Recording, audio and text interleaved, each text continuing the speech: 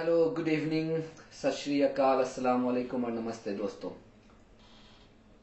बहुत दिनों के बाद आज ब्लॉग रिकॉर्ड करने की ख्वाहिश हुई और उसकी वजह आप सबको पता है। हालात बहुत खराब हैं और ये मैं इसलिए नहीं कह रहा हूं कि मैं देश में कोई एक भ्रांति फैलाना चाह रहा हूं या देश में कोई एक एक अफवाह के जरिए कोई लॉ एंड ऑर्डर क्रिएट करना चाह रहा हूं। इस सब का आप लोगों ने पिछले 3-4 दिनों में खुद देखा है। ये जो डीमोनेटाइजेशन का ऐलान मोदी जी ने किया, प्राइम मिनिस्टर ने किया, बहुत सारे लोगों ने इसे मास्टर स्ट्रोक कहा। बहुत सारे लोगों ने कहा कि इसकी इम्प्लीमेंटेशन देखी जाएगी कि कितनी कामयाब होगी।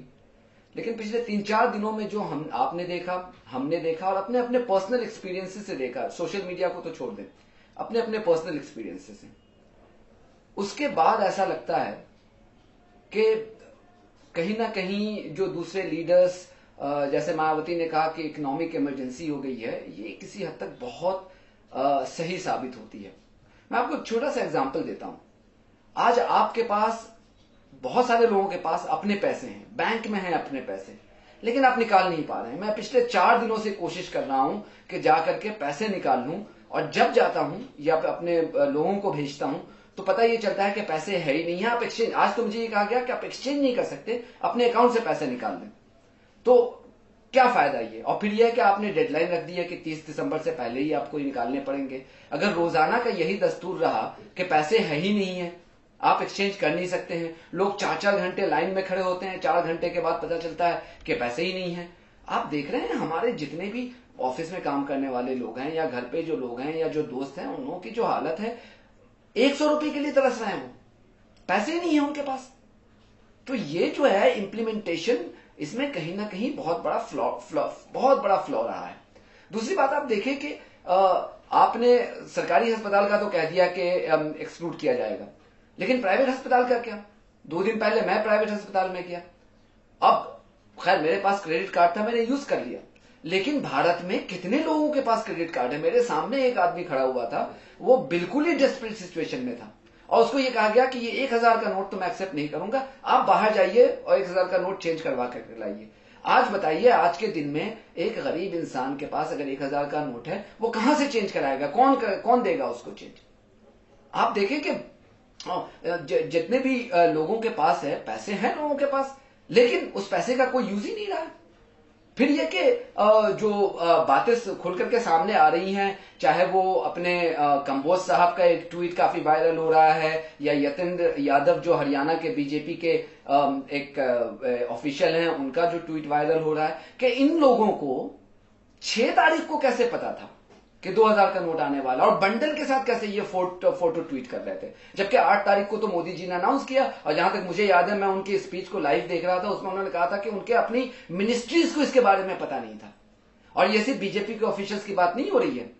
हमने, जनता का रिपोर्टर ने सबसे पहले यह खबर दी थी कि 27 तारीख को जागरण न्यूज़पेपर में बिल्कुल उन तमाम डिटेल्स के साथ खबर छापी गई थी जिनका जिक्र मोदी जी ने 8 तारीख को अपनी स्पीच में किया।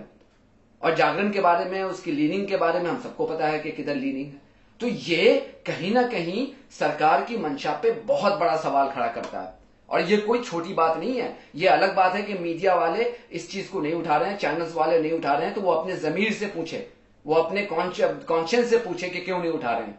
अगर नहीं, हम तो उठा रहे हैं। हम इसलिए नहीं उठा रहे हैं कि हमारी सरकार के साथ कोई आइडियोलॉजिकल डिफरेंसेस है, चूंकि this is a right thing to do at the moment, because everybody is getting affected. यही नहीं, प्रशांत भूषण जी हैं, उन्होंने जो ट्वीट किया है वो तो और भी चौंकाने वाला है। शॉकिंग, एब्सोल्युटली शॉकिंग, कि बीजेपी के ऑफिशियल फंड में अनाउंसमेंट के सिर्फ 1 या 2 दिन पहले 1 करोड़ रुपया जमा हो जाता है। किस वजह से होता है ये? कौन करेगा इन्वेस्टिगेट आज के दिन में इस चीज को? सीएनबीसी पे इतनी शॉकिंग डिटेल्स दी गई है कि किस तरह से जुलाई से लेकर सितंबर के क्वार्टर में किस तरह से बैंक के डिपॉजिट में अचानक बढ़ोतरी हुई है। मतलब ऐसे वैसे नहीं, 1-2% की नहीं, करोड़ों की बढ़ोतरी हुई है अचानक। क्यों हुई? क्या उन्हें पता था पहले से?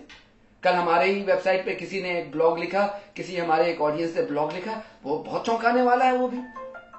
तो ये जो तमाम चीजें हैं, ये बहुत परेशान करने वाली है।